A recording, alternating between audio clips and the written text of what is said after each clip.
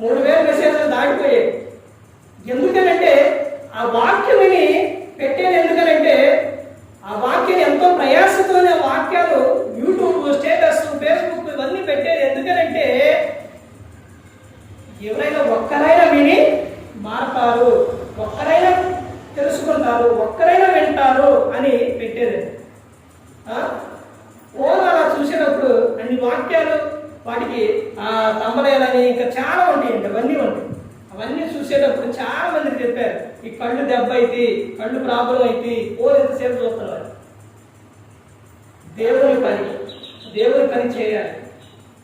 అవి చూసే వారికి గొప్ప కోసం చెప్పుకోవట్లేదండి. ఎందుకు చెబుతున్నానంటే ఎవరైనా మనం ఒక వాక్యం పెట్టినప్పుడు దాన్ని చూస్తారు. అది దేవుని పనేనండి.